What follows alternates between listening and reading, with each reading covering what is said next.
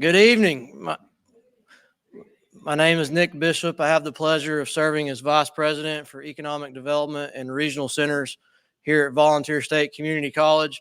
It's my honor on behalf of Interim President Russ Deaton and all the faculty, staff, students, and employees here at Vol State to welcome you to our campus this evening for our candidate forum.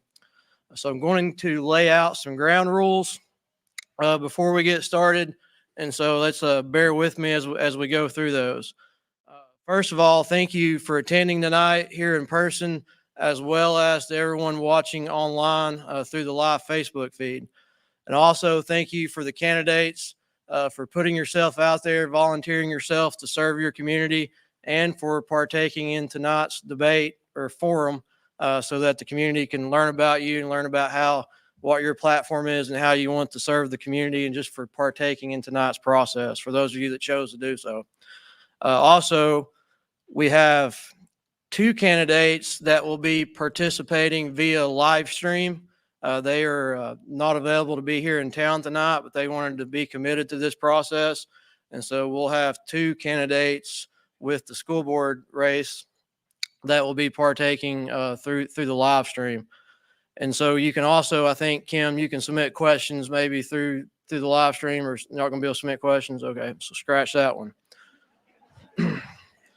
So now we're on to probably the most important part, or the second most important part of the evening, is one, make sure you're registered to vote.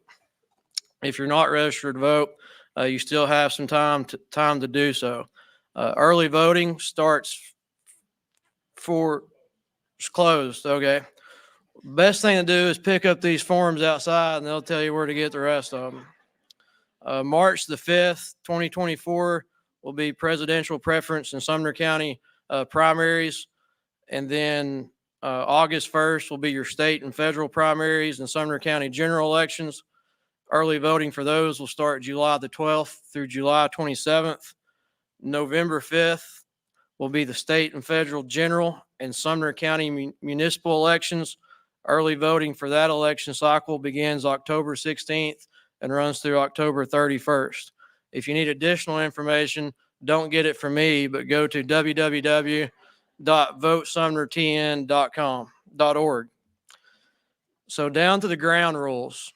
Each candidate will have up to 2 minutes to provide their introduction when prompted. Then questions will begin, and candidates will have 1 minute response time limits and a 30-second rebuttal time limit. There will be blank paper and a pen provided at each seat for the candidates to take notes. Notes and other materials cannot be brought with them. I do want to point out, though, however, we do have one candidate that is a diabetic, and they will have a phone device with them for the diabetic medical purposes. Other than that, phones, notes, etc., will not be allowed to protect the integrity of the forum.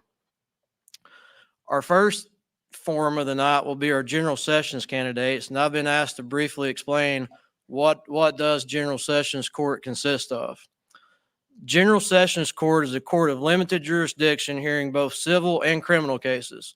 Civil jurisdiction is limited to cases where the monetary damages do not exceed $25,000, except for detainer warrants, where the court shall have unlimited original jurisdiction. The court also has unlimited original jurisdiction in actions to recover personal property.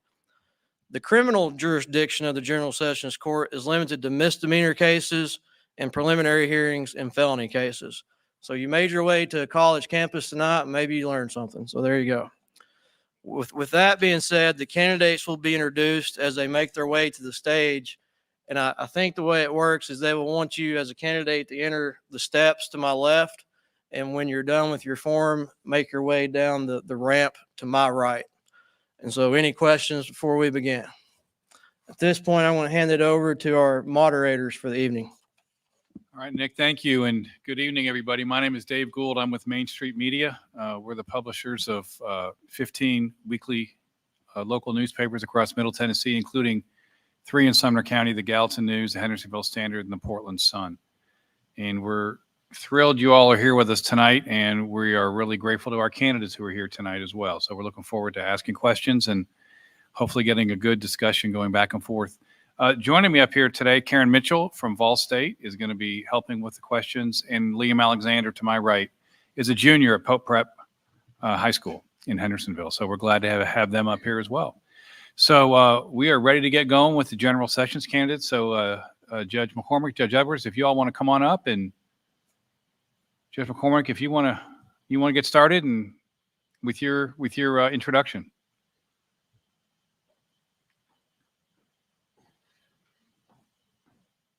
You can probably do right up there if you want to do it at the podium, do your introduction, and then however you prefer to do it. Mic on? Yes. All right. So I'm happy to do whatever you need. I am Judge Key Bryant McCormick. I am the incumbent. I'm your general sessions judge. I have been in that capacity since 2022. I was appointed by the county commission after the passing of Judge Mike Carter. I was appointed on the 15th of August at 9 p.m. At 9 a.m. the very next morning, I was sworn in as general sessions judge, and I have been working hard for you ever since.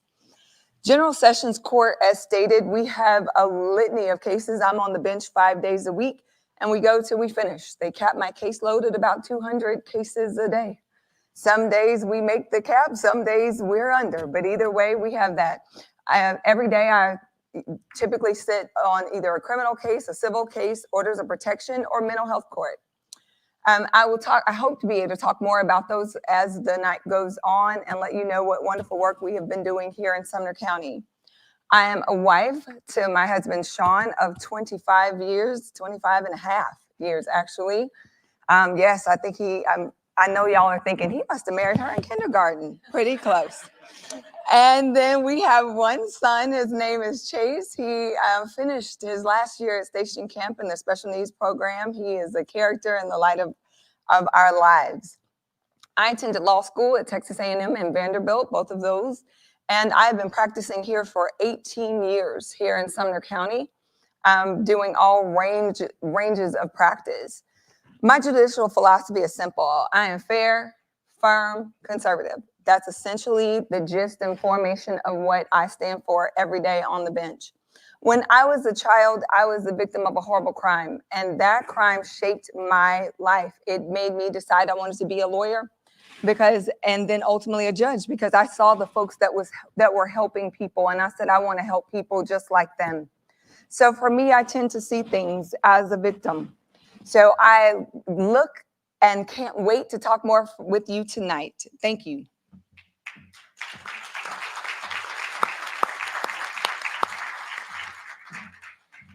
Good evening. My name is Russ Edwards. I would like to thank the Gallatin Chamber of Commerce, as well as the Portland Chamber of Commerce for hosting this, and Vol State Community College for hosting this event. And I thank all of you for coming out and learning about your candidates. I encourage everybody to do their research and learn about their candidates before they cast a vote. I did teach criminal justice here for a while here at Volunteer State Community College as an adjunct professor, which I really enjoyed doing. But to tell you a little bit about me, I was born and raised here in Sumner County. I've lived here for almost 50 years. I was born in Hendersonville, and I ended up graduating from Gallatin High School. I say I have dual citizenship, so from right here in Sumner County. And my wife and I met at the University of Tennessee, and when we got married, we moved back to Hendersonville, and we've chosen to raise our children here. They're ages 17 and 14. I am a 7th generation Tennessean. My wife is a 10th generation Tennessean. And so we stay pretty busy raising our 11th generation Tennesseans. And that's the values that we have. We have Tennessee conservative values that we're trying to instill in our family.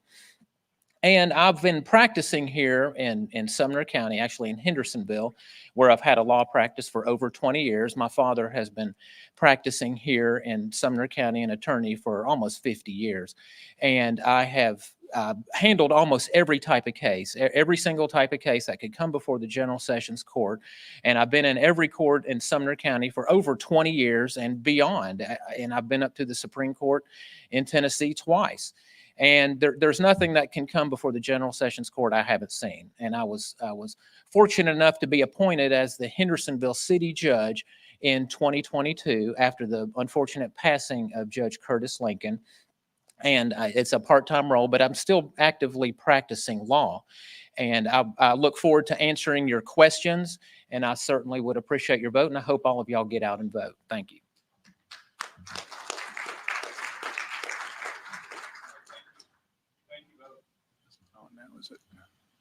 Is that on it? Yeah, there we go. Thank you both for your opening statements. And Liam is going to ask our first question. In your opinion, what is the most pressing issue facing the Sumner County General Sessions Court today? Judge McCormick, you can go first.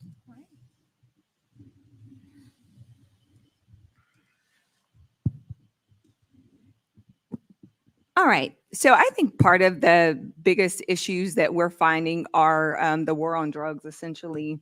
Fentanyl is dangerous and deadly. And one of the saddest parts of my job is signing what we call an abatement, and that's when someone has died from an overdose. We work hard on trying to get individuals the help they need, whether that's through recovery court or other elements. Sometimes it's through straight punishment. Some folks you have to go to jail. Sometimes it's through a treatment. We are advocates of treatment and working towards those issues. Our law enforcement, they do a great job of trying to head off this issue. So one of the biggest cases and issues that we see are essentially drug cases, and we battle those on a regular basis. Judge Edwards? Yes.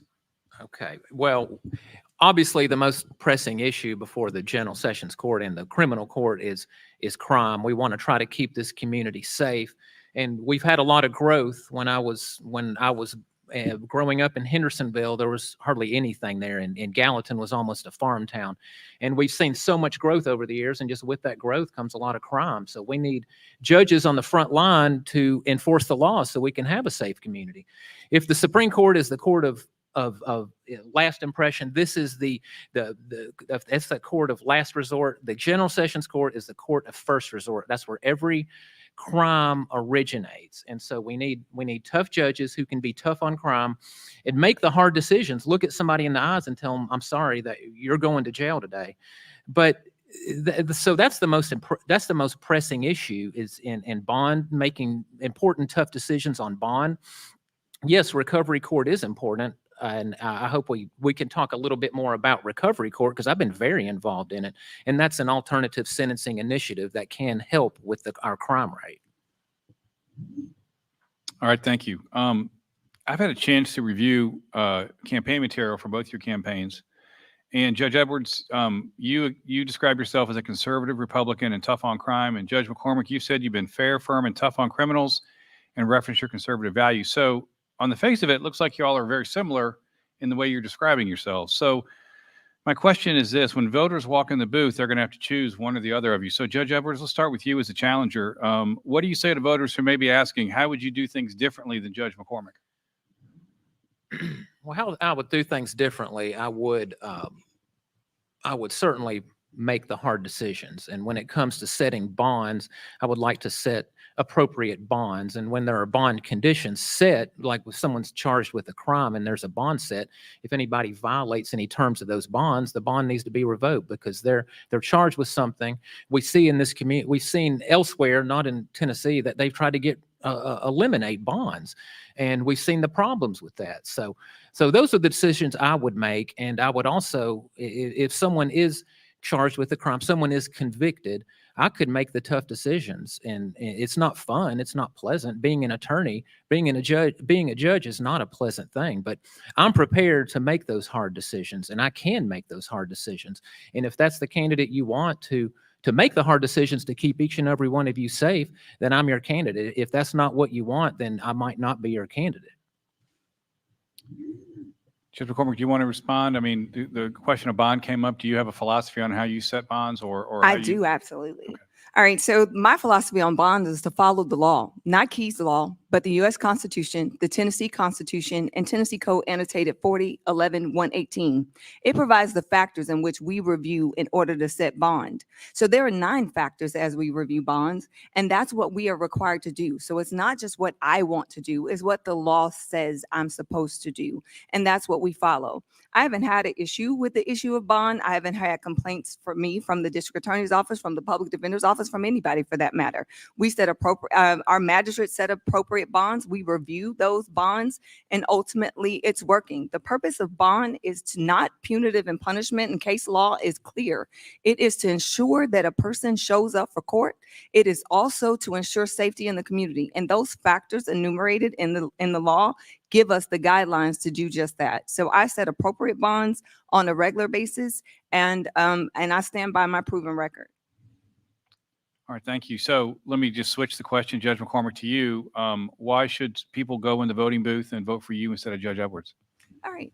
I would say proven, right? Sometimes you don't have to know or get to know what a person will do. At this point, you can see what I have done. I've been your judge since 2022, and our court's open. You are more than welcome to come any day of the week and sit in and watch. And that way you understand. You know, I'm not going to do this crime fear rhetoric because I don't believe in that. Our law enforcement work too hard to ensure that we are safe here. You know, in court, we have roles. The district attorney's office is to prosecute crimes. We are to be neutral arbiters. We're supposed to be fair. We are supposed to be the people who decide the cases when we get them, not pre-decide, but when we get them. So, and that's exactly what I do. So I would say my experience matters. You do not have to guess at what you get. You know what you're getting. And also dedication. This is a position that I prayed for, dreamed of, and God blessed me with. And it's what I want to do and what I've been working hard to do for you here in Sumner County. All right, thank you. Judge Edwards, do you want to respond? Yeah, I would. I mean, she mentions that she's has a neutral role, and I don't think that is the role of the judge. Chief Justice Roberts, during his confirmation process, stated that judges are like umpires, and I don't agree with that. They're not neutral. That they just call balls and strikes and go home. That's not what judges are supposed to do. Judges are supposed to enforce the laws. That's what we're supposed to do. You're supposed to have tough judges who can do that, and it's not, like I said before, it's not pleasant. So I do take issue with that, and I would certainly make the hard decisions. I can make the bond decisions, and my opponent mentioned one of the bond conditions is to protect the community, and that's something that I would keep in mind. On the forefront of my mind would be keeping this community safe, keeping each and every one of you safe with the cases that come before me. All right, thank you. Recently, one of our reporters contacted you all, and we did profiles of you in the newspapers. And I want to kind of dig into some of your answers to some of the questions that we asked. And Judge McCormick, I want to start with you. You told one of our reporters that the mental health court is a real focus of yours. So tell us about the mental health court, and then can you share with us a real world example of a person who's benefited from going through it? Absolutely. Mental health court is just the core of why I am here. Mondays are my favorite day of the week. That's because I have mental health court on Mondays. Judge Carter started mental health court in 2018 without a dollar to his name. He saw the need because someone, through a tragedy, someone hanged himself in the jail. And Judge Carter said, that's it, we've got to start a program. I told you that I was sworn in at 9 a.m. At 10 a.m., 1 hour later, I was meeting about mental health court, and I have taken on that banner and have worked hard towards mental health court. It's an amazing process. It's where the criminal justice system and the mental health world meet. You asked for real life examples. When you see the individuals that come through mental health court, it's life changing. The recidivism rate is next to zero. We've only had one person reoffend in the entire history. We've had people reunite with their families, give their life to Christ, be baptized. They have gotten their children back, have gotten jobs, have bought homes.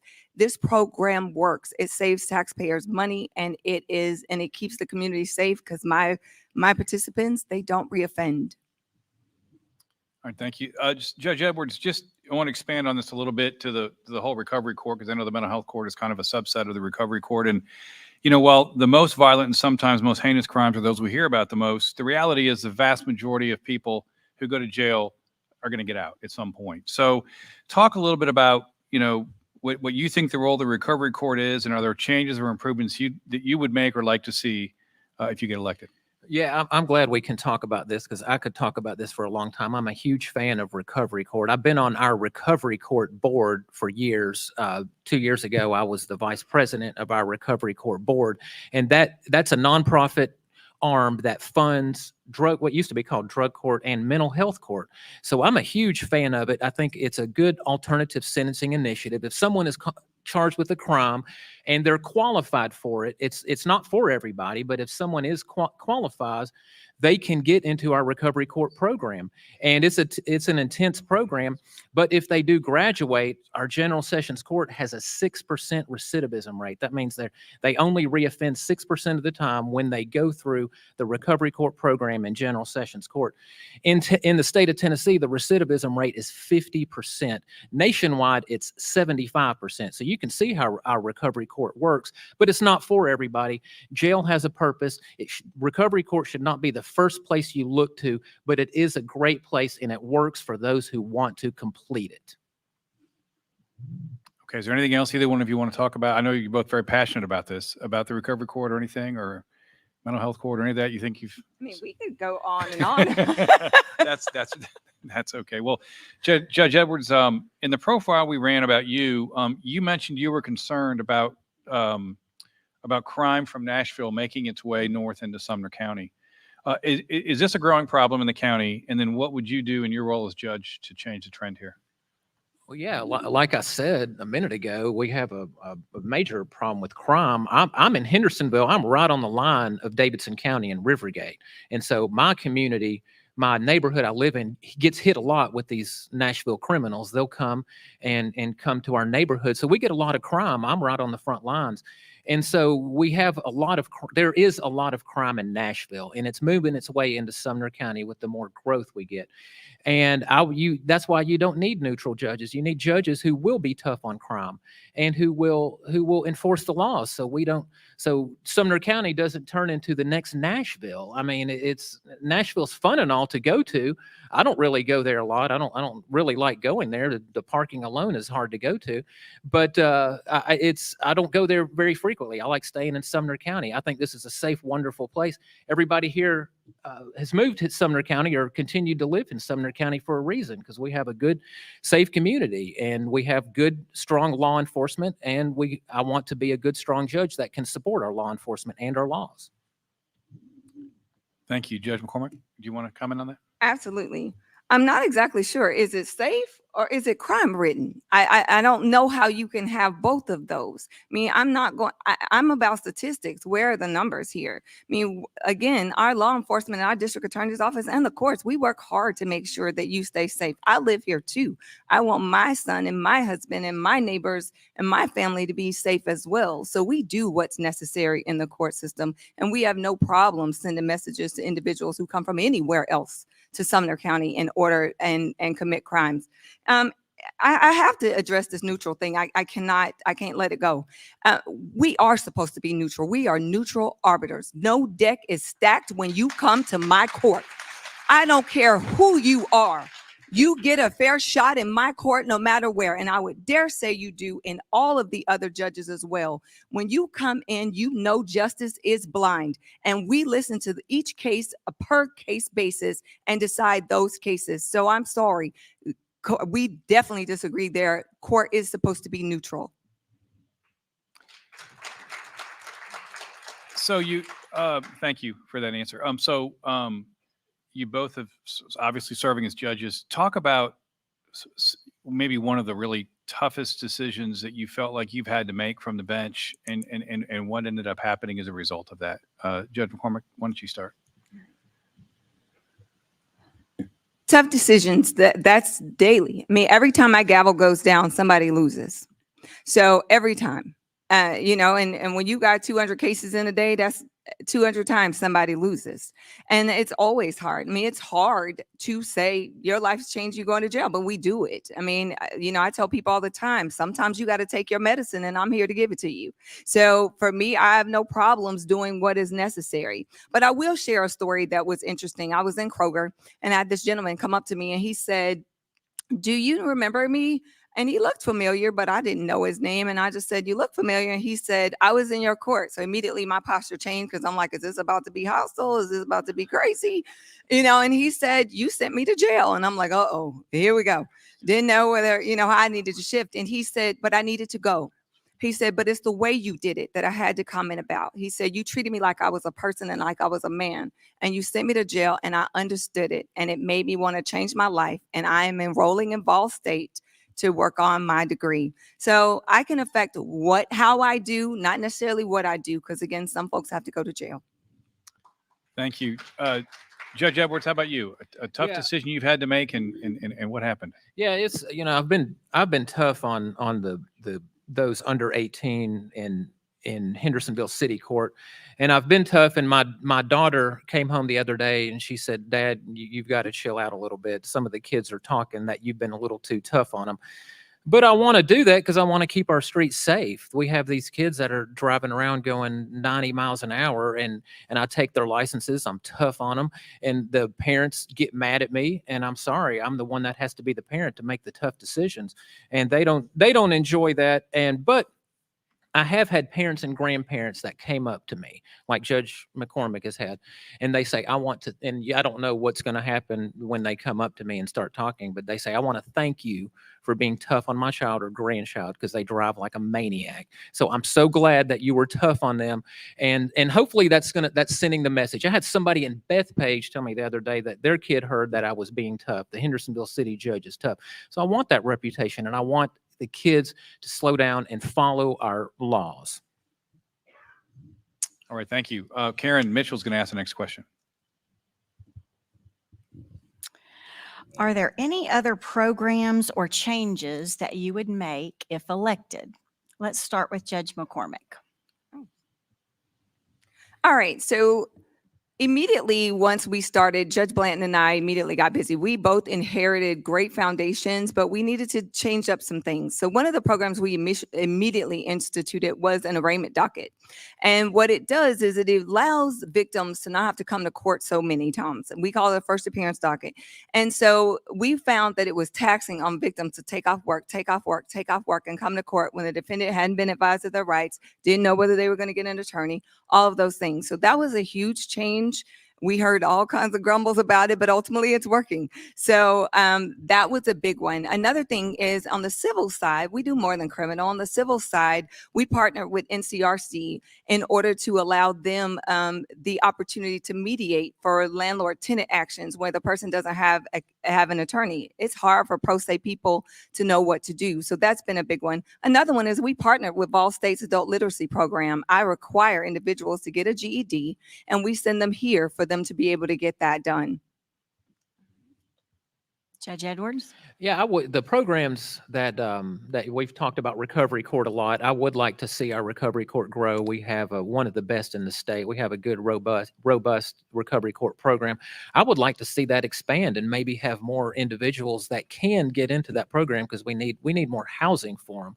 And so, like I said, it's not for everybody, but those that want to get in, sometimes there's no bedding for them. So I would like to see that grow and give more people an opportunity to get into that program. And because if they can graduate from that, they're less likely to commit crimes. And, I could work on trying to make the court run more efficiently. I don't know if y'all care about that. The only people who care about that are the judges, the litigants, and the attorneys to make it run more efficiently. So a lot of people don't regularly come into General Sessions Court unless you're one of those. But substantively, I would like to focus a lot on, there are a lot of landlord-tenant disputes that come into General Sessions Court, and you have to make tough decisions. We hear a lot about tenants' rights. Well, what about landlords' rights? So I would take up for everybody's rights in the General Sessions Court. All right, thank you. You both are to be commended for running. I know it's really hard to do, but public service is really important, and we're very grateful to you all for doing that. And when you run in a campaign, I know things can get heated and everything else, but I'd love to hear something that you like about your opponent. And Judge Edwards, why don't we start with you? Tell us something you like about Judge McCormick. Well, I'm always I always appreciate and can commend anybody who runs for office. I've run for office many times. I've served as a city alderman in Hendersonville, and it's very difficult. And all these the school board candidates that are running, I commend anybody. So I have nothing negative to say about her. Anybody that wants to get up here and run, and she's very brave. I think she's very articulate. She's a lot more articulate than me. I'll have to admit that. So that would be her strong point, and I think she's a nice person. Thank you, Judge McCormick. What do you? All right. something So that- I've known Russ for a long time, actually, through the bar, as well as, I mean, I'll own it. When he was running for alderman the first time, I helped him with his campaign. He was my treasurer when I was president of the Bar Association. So we've known each other quite a while. Ultimately, when we ran last time, we were all very friendly, very cordial. And ultimately, it was fine. So. All right, great. Well, thank you. Well, that concludes the questions. We're going to now move on to closing statements. And since we started with Judge McCormick first, Judge Edwards, why don't we let you go first this time? Okay, how long do we have? 2 minutes? Yeah, 2 minutes. 1 minute? Or 1 minute. Okay. 1 minute. Okay, like I said in opening, I just appreciate all your time and everybody coming out here and being very attentive and trying to learn a lot about your candidates. I encourage you to do your research. And I would just ask that you vote for me because I will work to keep this community safe. I'm not a very exciting candidate. I'm not a motivational speaker, but my goal would be to keep us having a wonderful, safe community. And if that's what you want, that's my priority. And if that's what you want, then I am your candidate. And I can promise you each and every day on the bench as General Sessions Court judge, I would work to keep us having a safe community, to uphold people's constitutional rights. That's a difficult balance sometimes, upholding people's constitutional rights, but I believe in the Constitution. It's not always popular decisions when you uphold the Constitution, but I will uphold the Constitution while enforcing our laws. Our laws were written for a reason. We need judges who will make the tough decision because judges do have discretion when making decisions, and I will make the right decision every time, I promise you. Thank you. Judge McCormick? All right. Thank you again for the chamber for hosting and for Vol State as well, and for all of you. But, my grandma always used to say, if it ain't broke, don't fix it. That was kind of her phrase. And that's kind of how I feel now. What we have is working. I work hard for you every day. My record is proven. I am fair, firm, conservative.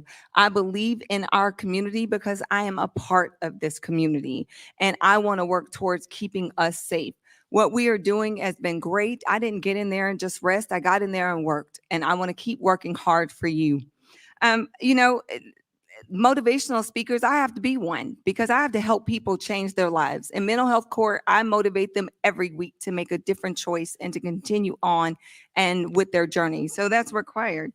For me, what you didn't hear on this side, you heard tough, tough, tough, but what you didn't hear was fair. And that's what you hear here. Fair, firm, conservative. I work hard for you. Know that the deck is never stacked. And I ask you to keep Judge Key on March 5th. Thank you. Thank you both very much. Thank you.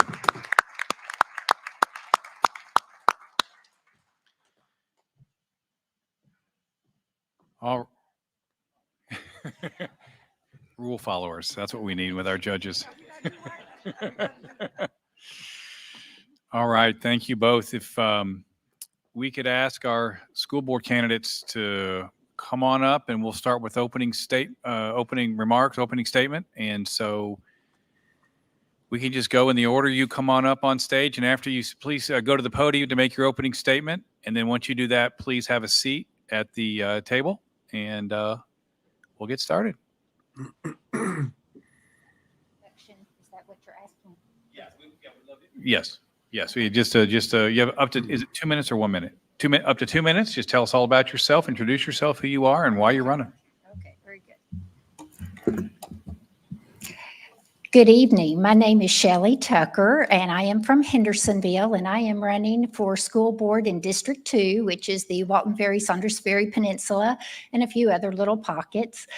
Wanted to let you know a little bit about myself. I am married to my husband, Bob, and we got married when I was 5. We will be celebrating our 40th wedding anniversary this year, so super excited about that. We have 2 grown boys, 4 grandchildren, and they're just the joy of my life.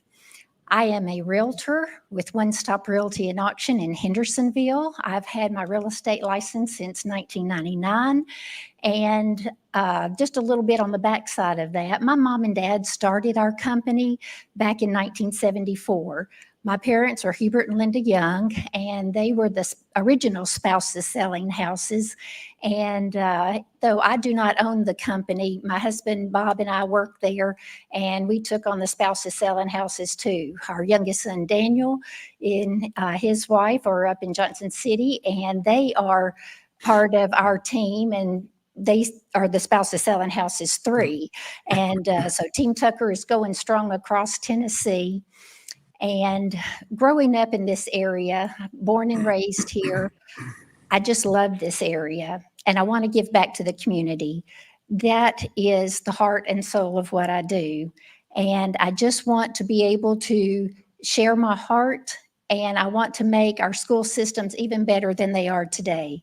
I promise you I will work hard, and I want to earn your vote. So please vote for Shelley in District 2. Thank you.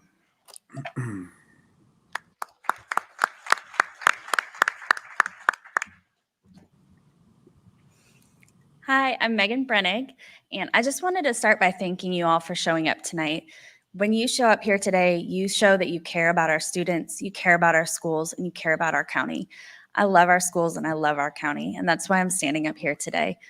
I'm here because I have 2 kids who are in our public schools right now and another one who's on his way next year. I want them to have the best possible education that they can have. And I want your children and your grandchildren to have that education as well. I've seen a lot of really incredible things in our times at Sumner County. We have seen principals who are serving lunch at the schools. I have seen librarians go out of their way to make sure that my daughter has books because she's an avid reader and I can't keep up with her. I have seen our cafeteria workers go well above and beyond to deliver food to our kids and make sure that everyone is fed. Our nurses work hard every single day. Our janitors keep our schools looking fantastic. And each one of them is a vital, critical part of what we do. I'm standing up here because I want to serve them. I also want to serve you. I want to serve our parents and be a voice that you can rely on. I'm not here to share my thoughts, my opinions. I'm here to be the voice that you can count on to speak for you. I believe our community is better when we work together than when we're divisive. I believe that we are the people who make Sumner County great, and we do that by coming together, even when we disagree, to go ahead and make the best possible outcome for our children. The biggest gift that we can give our children is a path after school so that they can afford to come back and live here, so that they can be successful in life. Whether that path is college or something else, we should be preparing them and be able to make sure that when they come back, that they can afford to live in this county. Please vote for me on March 5th.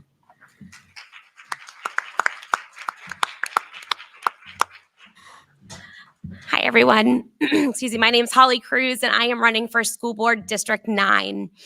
Omar, Hazel, Rosie, and I have made our home in Sumner County, and specifically in District 9 for the past 7 years. I am a former special education teacher and the big sister to 2 brothers with autism. My passion for special education began at their diagnosis. As I witnessed that, attended it in Kennedy Krieger in Washington, D.C., and observe them through their educational experience. I worked in the field of special education for about 9 years, and it's something that I hold incredibly near and dear to my heart. Over the past 7 years since living here, I have focused on being a mom to Hazel and Rosie. They attend Benny Bills Elementary School. Shout out to the teachers there. We love you. I am the candidate that needs to have their phone. I am a type 1 diabetic, and I was diagnosed at the age of 21. Another passion of mine is to be an advocate for those that are in need. Just before this meeting, they said, don't bring your phones up. And I said, hey, I'm a type 1 diabetic. I need to have my phone. I look forward to advocating for all students, and I look forward to serving District 9. Thank you.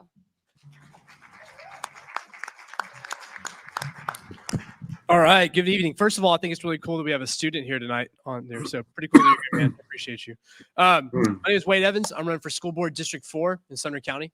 I'm actually from here, grew up here, went to Nannyberry, Ellis, HHS, graduated in 2008. My mom is a retired educator. She's out here in the crowd. My wife is currently an educator at Madison Creek. Her mom is a retired educator and worked at central office here.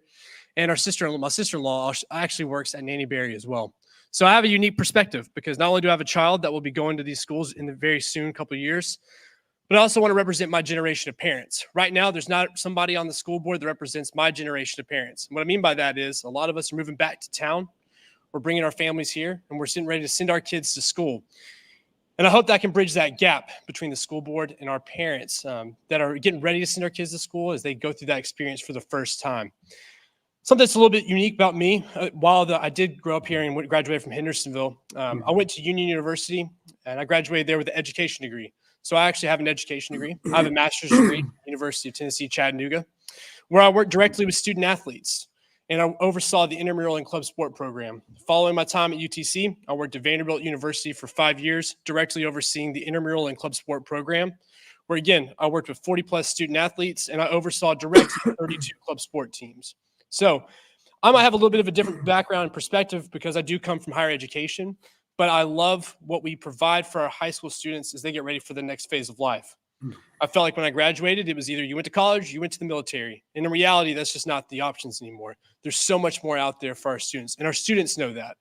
But I think that there needs to be resources for them to properly know and look at options rather than just going at it blind. So I'm a big advocate for what happens to our students after high school so that they can grow up, leave here, and come back and be contributing members of society right here in Hendersonville and Sumner County. So hope I can get your vote. District 4, my name is Wade Evans, and let's have some fun.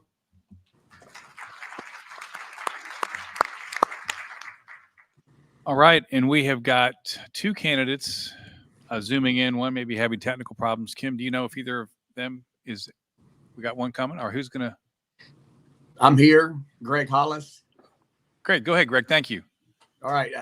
Big shout out to Kim Baker for making this possible. I'm in Atlanta for a work convention, and there was no way I was going to miss this. It's too important for the future of our schools.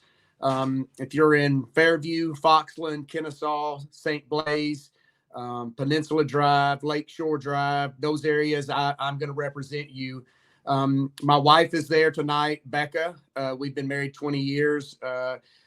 My biggest supporter. I have a daughter, Georgia, who's seventh grade at Merrill Hyde. I have a son, Hayes, that is in 5th grade at Jack Anderson. And we attend First Baptist Church in Hendersonville, where both my kids were baptized. I am the son of an art teacher and an engineer. I actually have a master's degree in aerospace engineering. And I am a proud parent or a proud product of public schools. I've been a youth coach here in Gallatin, Hendersonville area for 10 years, which we moved here 10 years ago because of the schools. Between myself, I have a twin brother who's a general surgeon in Gallatin, and I have a cousin. Between us, I have 8 relatives that are in 5 different public schools in Sumner County. I've become interested in the school board because I have some concerns that, currently we are very blessed that Sumner County is one of the top, if not the top school system in the state. We've got the #1 school in Merrill Hyde. We're tops in STEM, SRO, CTE programs, and I'm concerned about the teachers leaving, the pay rate for that. Some of the other things that are going on, zero increased budgets. We can't keep going down that path and maintain our kids' futures and heading down this path. I'd ask for your vote coming up in the election. There's a clear difference between myself and my competitor in this race, and I urge you to. And I see the red flag. Thank you. But again, Greg Hollis, thank you, Kim, again for having me out here.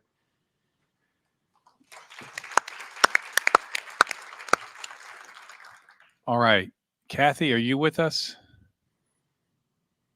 No. Okay. So Kathy, if we do get you on here, we will give you a chance to make an opening statement. Hopefully you can join in on the questioning. So, well, thank you all very much for your opening statements. I got to say, Shelley, you got married when you were 5.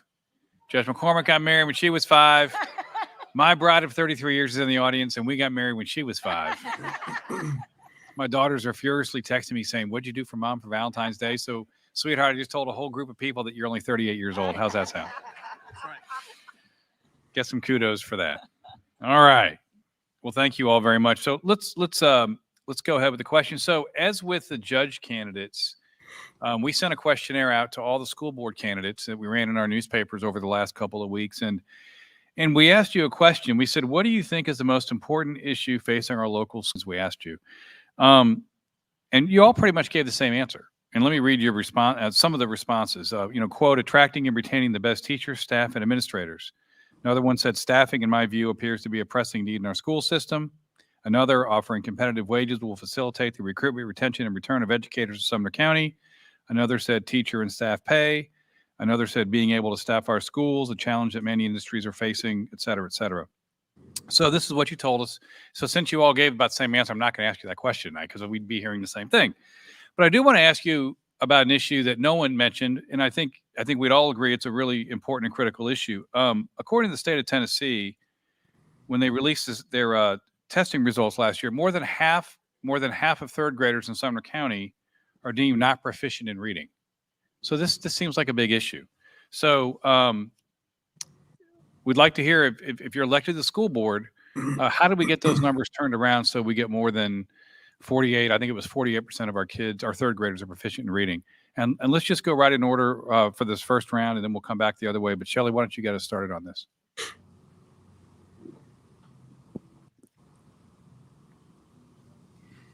Reading is the foundation of everything, and we've got to make sure that our kids can read and comprehend. It's one thing to read the words, but it's another thing to comprehend, and it's going to be something that we're really going to have to focus on. I know in Hendersonville, there is a s'mores program that the mayor puts on, and it's a summer program, and maybe it is involving that program into the school system to help the kids, give them more opportunities to read. And it's going to be a repetition thing, but we've got to make it fun and interesting and let them read the books that are interesting to them, and maybe not necessarily everybody read the same book. But it is something that we really are going to have to focus on so that our kids can progress and be proficient. All right, thank you. Megan? Thank you. So like Shelley said, reading is critical. My family is a family of readers. But one of the things that I think we need to make sure we look at when we look at the numbers of the students who are testing as proficient are two things. One, a test is just one part of what we look at for our students. So they could have been sick on that day. I know a group of Tennesseans had dealt with a tornado just weeks before the test. We don't know what was going on in their home that morning. So this is one glimpse, and we need to look at the whole piece of what they're looking at. Second, these are all students who have dealt with a COVID year in their formative years for learning to read. So I would like to see us have some earlier interventions in the kindergarten and first grade level. I would love to see that provided by the state as a part of these programs. I would like to see the school continue to work the program that they're working, that have shown that our students are increasing year over year for these statistics. And I would like to pass the mic. Thank you so much. All right, Holly. Thank you. I believe that a priority should be put to our teachers. I believe that they are the key to how we are going to address this proficiency in reading. I believe, again, that a test is not necessarily the best judge of our students, and agree with Megan, that we do have to look at all of the things that go into a standardized test. I think listening to our teachers and providing them, again, additional resources, if they need additional RTI time, engaging with them and hearing what they need in the classroom. I also think engaging with our parents and being advocates out in the community for how important reading is, and providing tips and resources to our parents and families at home with how they can engage with their students and push reading comprehension. Thank you. Wade? So I actually have a problem with this test for a couple reasons. One, this is sometimes a student's first time they're ever going to take a standardized test. So how do I tell a third grader that they can't move on, he or she can't move on to fourth grade with their friends they've had for the last 4 years because they failed this one test? I think you're taking one day or one test in the scope of 4 years of work away from the teachers, the parents, and the students themselves and basing it on one test. So I just don't see how that can realistically in the long run benefit the parents, the students, the teachers, and the schools themselves. So I think there needs to be better resources. Parents prepare their kids for these type of tests at home. And maybe it's not just parents. Let's be real. There's other guardians. There's big brothers and sisters that are taking care of them. It's not just parents anymore taking care of our students. And I think we need to start realizing that there needs to be more resources for everybody outside of school and also helping our teachers as well. I just don't think we can sum it up in one test. So that's my stance. All right. Thank you, Greg. Yes. Yes, I think, we had a third grade a test here that's showing a problem. And I don't think it's not unique because we're on the heels of an unprecedented event like COVID, where remote learning and mask and those things we know affect the way children learn. They can see your mouth moving and verbalize words and that type of thing. So, do I have the answer? I do not. But I think we've identified that there's a group of kids, specifically that third grade, that need extra help. So yes, I do think we need to, for those families and for those kids, that we need to get back in line with the standards. I think we need extra funding for the teachers and extra support. I do give kudos to the Sumner County School Board for not shutting down our schools. I know my kids were in there. So, and it was a big challenge for everyone involved. So I think we demonstrated that our teachers here in Sumner County are tops in the state. So I do not doubt them one bit. I would want to know exactly what their feedback is, their front line. What do they see are the gaps? And let's come up with a plan and figure out a way to get these kids back up to the standards that the test shows that we're kind of lagging behind on. Is Kathy still? Kathy, can you hear us? No. Okay. She's still out. Okay. All right. Thank you all very much. So there's no doubt that schools are changing from when all of us went to school, or at least most of us went to school. Today, there are a number of alternative, or some would say non-traditional ways of learning in an effort to better prepare our students. And I want to get your take on a few different things and get a sense of your level of support for them. If we're doing these things already, do we need to invest more? And then how will you as a school board member determine if these methods are working? And the first thing I want to start with is something that's been pretty successful in Sumner County, and that is a career and technical education, or CTE, program. Is this something we need to grow and expand? And if so, how do you propose we do that? And how will you measure the results? And this time we'll start with Greg. Yes, the CTE program, we know Sumner County is #1 in the state with, CTE pathways. I think we have 32. And that is the future of learning. Not every child is going to go to college, and these technical pathways need support. And I think that's why you're seeing the success that our kids have here in the Sumner County with the scholarships that they get, the graduation rates, those types of things. But the CTE programs, that needs funding.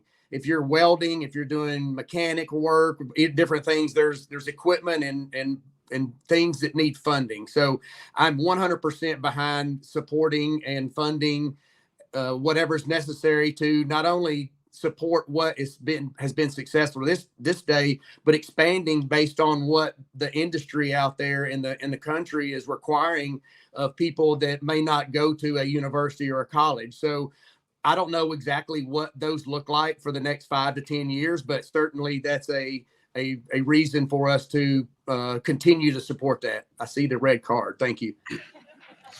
Thank you, Greg. Wade? Yeah, so stats also show that CTE at an early level helps lead to not only being hired, but also them graduating high school and going to college and graduating as well. So the stats are there that show that these programs work. Really looking at transferable skills and hireable skills. If we can provide our students with a way for them to have a lot of life skills, but also working abilities, they are going to be able to showcase those to any employer, whatever they decide to do post high school. A lot of my job at Vanderbilt and at UTC was trying to work directly with our students and student athletes for life after they finish school. So getting them real life job experience for them to move on. You talked about improving. One thing I would want to talk about is what we offer and how we offer it to other schools. I think somewhere along the line, we're going to have to, in the near future, figure out a way for students to be able to have access to a CTE program that's offered at another school that's not directly at their school. So that's something that hopefully we would come about and work together collaboratively to figure out a plan for kids to have access to all of the CTE programs if they were want to be a part of those. All right, thank you. Holly? Wade just hit on my second point that I had written down in my notes, and it was talking about how are we making these programs accessible to all students in our district. We have to recognize, right, that a student that wants to study aviation isn't necessarily just zoned for Liberty Creek. We know that students who want to grow up and become teachers aren't just zoned, right, for Gallatin High School. So what do we have to do? Figure out a way for us to make these programs open to all students in our county. You talk about moving forward. What is that going to look like in the future for CTE? That's going to be partnering with our local businesses and hearing what is the need out in the community? What do we need to adapt and change our programming to meet? We have to involve our community and meet the needs of all students. All right, thank you. Megan? So they hit my first point with access. I think we all know that it is really critical that all of our students have access to these programs, and it's the 21st century. Why we can't go ahead and create virtual access for students in White House to take an aviation class at Liberty Creek and then do transportation for the in-person flight simulators. I think these are going to be critical advances that we see over the next few years and that I would support. And in case you haven't picked up on it, I absolutely support our CTE program. I think it is critical for our students. One of the recent surveys that I've read showed that almost 20% of new graduates from college brought their parents when they interviewed for their first job. That is shocking to me. And that is because they do not have the professional skills that our CTE program is providing. Our CTE program is teaching students how to function in the real world. And this is where we need to have an investment and to continue to expand this program. And then finally, I'd like to see, I'll pass it again. All right, thank you. And Shelley? Oh my goodness. I wish that CTE courses were available about 20 years ago. Our oldest son would have fit perfectly into this. But instead, he struggled through school and to find his way. But he did go on to Tennessee Tech at Hartsville, and they had similar type programs, and he did very well there. But at that point, you're on the college level. You're paying out of pocket for these things. So I think we're all on the same page. This is something that we definitely have to have in Sumner County. And it would really benefit to where our kids who aren't going on to college, they can go right into work. And we need to partner with companies in these industries that will help us help them. And so, Sumner County Schools will be providing the students, and then they would providing the knowledge, and then they have instant workers when they come out of high school. All right, thank you. I think we would probably all agree that there's no more important issue to parents than having safe schools. This morning, I saw a poll from the Vanderbilt Center for Child Health Policy, and it said that 4 in 10 parents across the state are concerned about school shootings. When asked if their schools are safer or less safe than they were a year ago, only 17% said they were safer. This despite the fact that schools across the state have invested in various safety measures in light of the Covenant shootings. So while these results were not Sumner County specific, the answers were similar across all 3 grand divisions of the state. So the question is, do you believe there are changes that need to be made to make our schools safer? And if so, what are they? And let's start this time with Megan, and we'll work our way down that way, and then Shelley. School safety is absolutely a concern for me. I will tell you that the day that my kindergartner came home from the very first active shooter drill that they had been through was a day I will never forget. And it impacts you as a parent in a different way than a tornado drill did when I was a child. One of the things I would like to see in Sumner County is that our county commission would approve the recommendations of our SRO program through our sheriff's office. When the sheriff asked for additional resources for our SRO program that were paid for by the state, our county commission chose to only approve part of that. I think that is critical to keeping our children safe. On the flip side, I know that our schools are doing and investing in our children's safety. And when I drop my children off at school, I do feel safe with my kids in Sumner County schools. I think that we have work to do. I think that it's going to be a bonus to see some of these additional pieces that come into play with the new funding. But our county commission's got to get on board. All right. Thank you. Thank you, Megan. Holly? I am definitely one of those parents that is concerned about school safety. Having two daughters in elementary school, it is on my mind all of the time. At our elementary school, we had a couple of issues over the past couple of years regarding people that were attempting to come onto school property. I appreciate the fact that recently they have extended the fence around our school playground. I would love to see further look into the environmental safety for our students. I do feel, though, that they are safe when they attend school. I know that the SROs at Benny Bills have been fantastic and keep our kids safe. I would also like to remind us that our physical safety is a huge part of that safety concern. For me, it's also the students' mental safety and looking at things like bullying and addressing that within our schools. It is a major concern, and I would like to see that addressed. All right. Thank you. Wade? Yeah, I mean, I'm not going to beat have won awards and what they were doing. We want to continue to grow and expand upon. I think they do a great job. Actually, mental health is one of my biggest things because the reality is we have two really good programs here in Sumner County, really in Hendersonville. Long Hollow has a program and the Bab Center has a program. But the reality is not every student in Sumner County is, one, comfortable going to a church or not active in a church. And so I think that there needs to be better resources from the school level, from the school board, and even from the Sumner County school system to provide our families that maybe don't feel comfortable at a church access to mental health resources. And that falls underneath the Safe Schools initiative. So I think there needs to be better resources for parents, guardians, and our students. More recently, we just saw the bomb threat at Beach. I don't know if you saw it, but I think communication is, even though it went out through via a mass text message, you know, it did go out in real time. It did go out effectively, and they kept everybody updated. So I think that's something we can always improve on. But you saw how it happened, and it worked literally last week here in Sumner County. So that's it. All right. Thank you. Greg? Yes, I think we can always get better. Sumner County's SROs are tops in the country. No doubt about that, but we can always get better with safety, and I think that comes from collaboration, and I'm sure that's going on.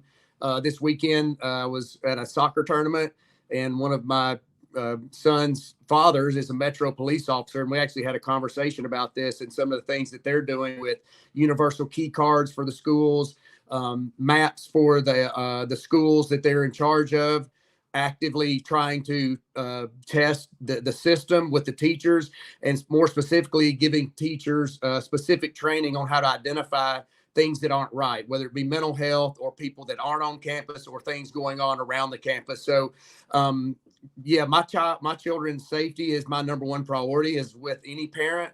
And I think we are good, but I would never rest on that. I want to learn what everybody else is doing, especially on the heels of the Covenant shooting. What did they do to improve? And one of the things was, you know, they just don't know when they go into a school, if there's an issue, they're built differently. They don't know where the hallways go and things of that nature. And they took some major steps to make sure they can respond more quickly and effectively, you know, when those things happen. And again, Jack Anderson, Merrill Hyde, kudos to those people over there or the SRO officers in there, top notch, and wouldn't trade them for the world. Thank you. Thank you. Thank you. And Shelley? Again, I feel like we're all on the same page here. You know, you don't want a child to be scared to go to school. They should be safe when they go to school. They should feel loved and appreciated when they go to school. And so thankful for the sheriff's departments, the SROs, and how much they pour into the kids. I mean, they're just not a security guard standing at the door. They are pouring into those kids every day. And I'm so thankful for them. You know, maybe we could expand that program and maybe give more training to the SROs that would help them maybe help identify mental health issues or can explain to guidance counselors something that they see. The guidance counselors themselves do wonderful jobs. And so I'm just so thankful for everybody that does. They work so hard to keep our kids safe every day. All right. Thank you very much. Since we have a student on the panel, we're going to let him ask a question. He said he was driving over here and had a question he wanted to ask, so I'm going to let him take it away. All right. And we're going to start with Holly on this one. Yep. Noting recent policies that affect both school libraries and public libraries, what are your opinions on the regulation of books deemed controversial? Holly? As many of you know, I have spent the last year and a half attending and advocating for our librarians and for us to maintain a diverse collection of books in our library. I spoke a year and a half ago because there was a book that was challenged that was representative of my family. I will always fight for representation and inclusion when it comes to books in our library. Speaking to our community, I have to recognize that books are not the main issue and concern for many in our community. I believe that we should support our librarians, trust them, respect them as the professionals that they are, and remember that there is a policy in place, and it is a great policy, and I support our librarians. I just want to be on the record that my opponent has stated that I support porn in schools, and I do not support porn in our schools. So I just want to clear that up and have that on record. You know, I support our librarians because of this. They are certified, trained professionals. Just like when you go into work, when you offer or somebody offers them your skills, these are people that took national exams to be certified. They went through school to get a degree, to work, and to serve those libraries. They curate these libraries. I think that's one of the coolest things about our libraries, that if you go to HHS and you go to Beach High School, they have completely different libraries, but because of how they're curated for those students. I think that's something that we need to continue to operate and continue to offer to those. I believe in the challenge process, and I do believe in parents' rights, that if I believe that my daughter doesn't want to read, I don't think she needs to read this book, I have every right to say I don't want my daughter to read that book, but I should not make the decision for your kid or your kid.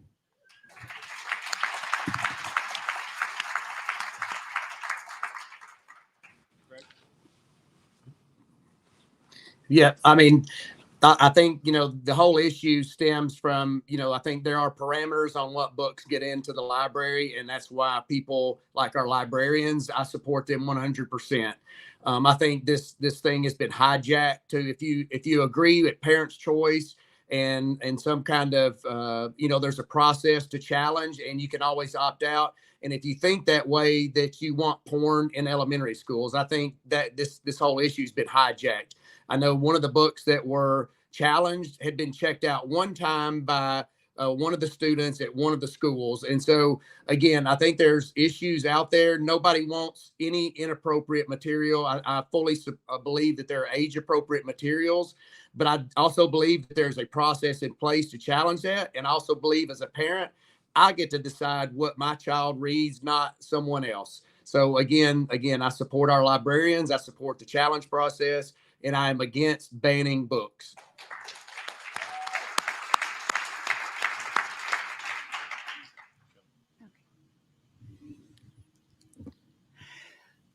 Before I started my run for the school board, I visited several school libraries, and I talked with the librarians, and I said, you know, how do you determine this? And what it came down to, in my understanding, was that what might be okay for my child to read in your interpretation, it may not be fine for your child to read. And I do support that parents have a say in what they read. Our librarians work so hard and they read these books and they see what's acceptable. They try to keep those that are unacceptable with maybe sexual orientations or something like that. They try to keep that out. But again, something that may be okay for my student may not be okay for your student. So I want it to be able to go through the book challenge process, and I do 100% support that the parents should have a say in that decision. All right, thank you. And Megan? I'm going to echo how wonderful our Sumner County librarians are. And not just because they do an excellent job of curating our libraries, but also because they are a resource for the mental health of our children. Our librarians feed into these children every day, and they don't just give them a book, they teach them to love to learn. And that is why we need a wide variety of books in our libraries. It is also why, as a parent, I can choose not to allow my child to read a book that isn't in our libraries. And it is also why every single book in Sumner County Libraries is available online for all of us to be able to see. It is a transparent, good process that works.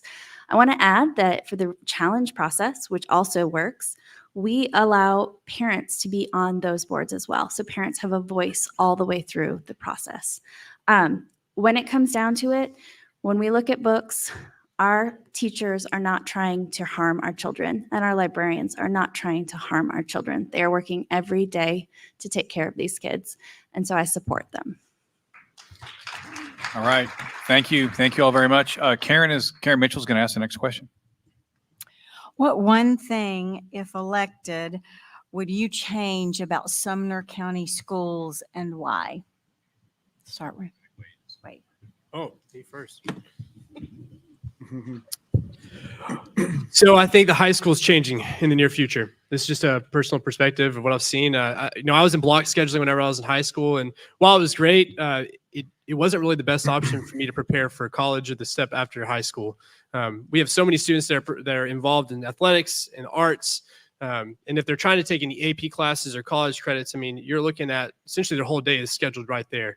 I think that the reality is that the high school scope and scale is going to change in the near future. And I would hope that during the time of me serving on the school board, I would get the chance to help shape that and make our high school experience a little bit more realistic to what our high school students are looking at and options they're going to have after they leave high school. All right, thank you. Greg? Yes, I am a youth coach, basketball coach in this season, and I am regularly every week in multiple elementary school gyms. And many times when we go in, we have to clean the gym floors so that we can practice because they use those as holding areas before and after school. We have a 27% turnover rate in support staff and our, with those staff members. And I regularly see when we get done with practice, it could be 7:30 or 8 o'clock at night, and I see teachers in there cleaning up their classrooms. Every other school system in this state uses a facility management company, and I'd like to look at the trade-offs between that and how we're currently operating, and let our teachers get back to doing what they do best and teach, and not have to worry about cleaning up the hallways in their classrooms. Thank you, Greg. Shelley? I remember when I was in elementary school and we sat at desk all day long, and I know things are changing in the classroom. And I love seeing when teachers let their children sit in beanbag chairs and make them feel more comfortable to where it's just not so rigorous. There's virtual school now, and there's just so many changes that came with COVID. And I just think that there's so much more that we can do to let children express themselves and feel comfortable in the space that they're in. And I applaud the teachers that are doing that, to letting them have a little more freedom and not just be so rigorous. Thank you. Megan? So I'm really grateful that we have the experts that we have in our schools who are developing new programs and who are expanding the reach of what our children can do in school. So I'm going to pick something that is very specific to my district. If I could change one thing, I would change the White House Mile. And if you don't know what that is, there is There are two high school buildings for White House. One is the main building and one is the annex. And the kids have to walk roughly a mile between those two buildings for classes. They're outside. It's not well weather protected. And I've heard lots of stories about incidents with birds on the White House Mile. And I would like to see our students have a fix for that problem, whether that's one consistent building or a safer way to transport between the two buildings.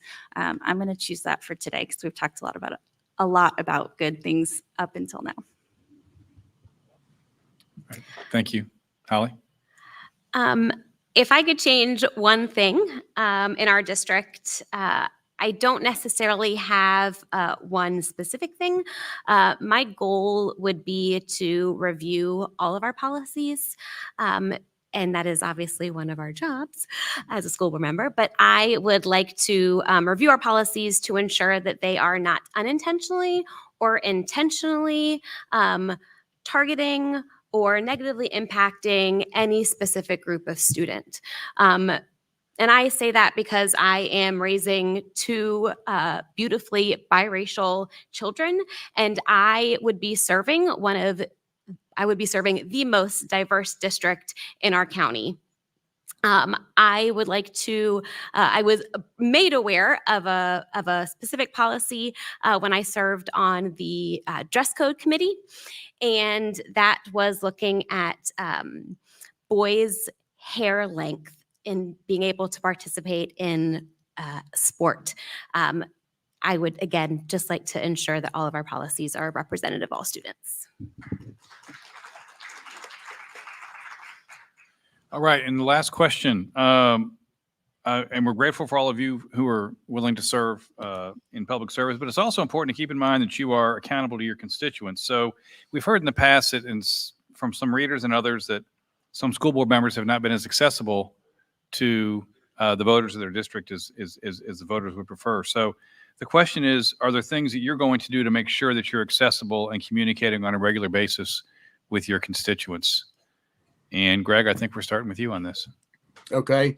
Yes, I think obviously I'm not a politician, and then getting into the race and seeing some of the challenges that you're discussing, I think it is very important.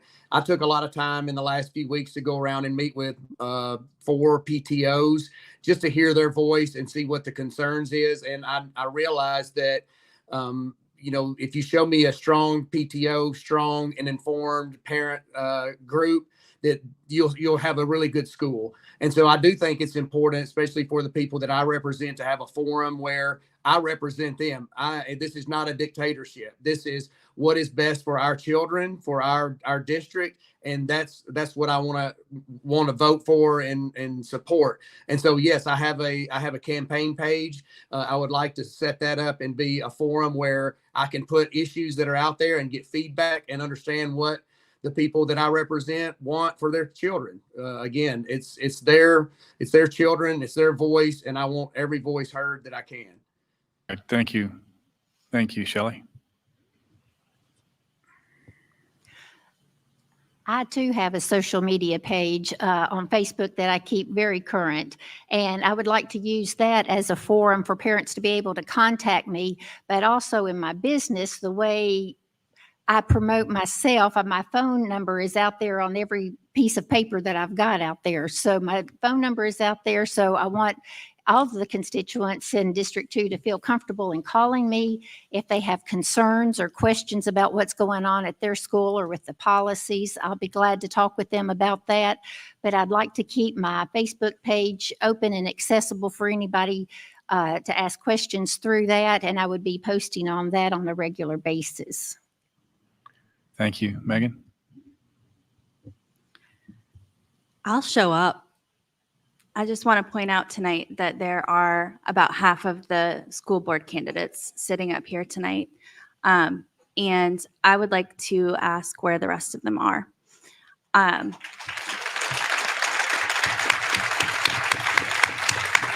If you're in my district, I've been at your door. I've answered your emails. I've answered your Facebook and Instagram messages. I've answered your calls. I've called you back when you have questions. I will be there for you. I will be your voice. and I will listen to the concerns that you have, and not just if you agree with me. I've had a back and forth email conversation with someone who's already told me that I'm not his candidate, but he is in my district and I want to hear him out. So as long as you remain civil and you are able to have a back and forth with me, I am here to do it. Thank you. Holly? Transparency. I think that is incredibly important and something that I have spoken about and advocated for. I know that we have a lot of people in our district that have questions, have concerns, have ideas. And I think bringing people to the table is a fantastic thing. I think our schools do a wonderful job. I have been observing it for the past 6 years with my daughters. Do I believe that there are things that need to be improved, could be changed? Absolutely. I think that we are better when we are working together.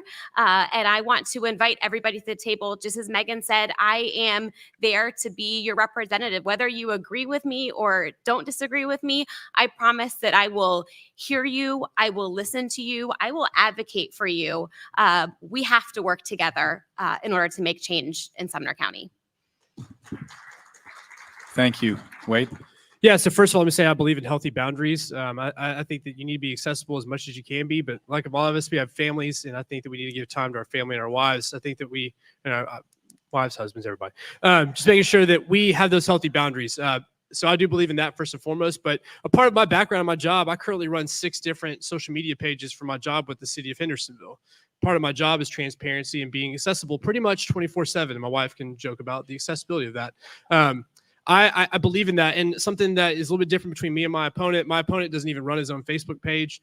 He doesn't allow comments on it, and he's paying somebody to run all of his social media. So I know he's not here to defend himself, but he's not going to be able to relay information in a realistic time frame that I would be able to. So when you get on my page and you talk to me, you're talking to me as a human, and I'm talking to you as a human as well. So that's my background. All right. Thank you. So we're going to move on to closing statements. We have 1 minute apiece. And Greg, we're going to go in reverse order. So since you went last in the open, why don't you? Okay, thank you again. District 6, this is Greg Hollis. I'm asking for your vote. And the reason I would say that is I've been here in Gallatin for 10 years, and these schools are fantastic. They're phenomenal. I have 8 relatives in 5 different of the Sumner County public schools. So I have a vested interest in our youth. I'm a youth coach. I've coached for 10 years here. I know all these kids. And again, I want what's best for our kids. I promise that I will listen to your voices. I will support the conservative ideals that are the Republican Party, and support our teachers and what they need to instill these programs to make sure that our students continue to be at the forefront of the state and set up for success for the future. Thank you. Thank you, Greg. Wade? So yeah, again, my name is Wade Evans. I'm running for District 4 here in Sumner County for school board. I think I have such a unique perspective when it comes to the school board. My job with the city of Hendersonville, currently oversee 160 plus events, special events every year for the city. I currently employ 20 school classified staff members. That means janitors, before and after care members that work for me as a program supervisor. And I have a great relationship with teachers, administrators, and coaches in almost every single school in my district. So I say that because I have a pulse of what's going on in our schools here. And I have a vested interest in them because it genuinely does impact my job every single day. I actually have a background. What I do is serving on the Parks Board and serving in the Parks Office with the city of Hendersonville. I have history of collaborating with a lot of groups in our towns, Chamber of Commerce, Tourism Office. I have a great history of working with local municipalities across Sumner County, Middle Tennessee, and the state. So I hope that I can bring something different and fresh to the school board, and I hope that I can be a representative for District 4. Thank you. Holly? Thank you again for having us here. I look forward to representing and serving District 9 when I'm elected. I hope that everyone will understand that I am a mom. I am passionate about our schools. I have 2 daughters. I want nothing more than our schools to serve every child and be amazing. I want the best education for my students. I want the best education for my opponents. I want the best education for my friends that are sitting up at the table here with me. We have to work together to move our schools forward. I am a soccer mom, and I have to give a shout out to my soccer mom friends. We are a diverse group of parents, and they have heard me share for the past year and a half all of the things relating to schools. And even though we may not see eye to eye on every issue, we may not align with the same political party, we do align with the fact that we care about the future of our schools. Thank you. Megan?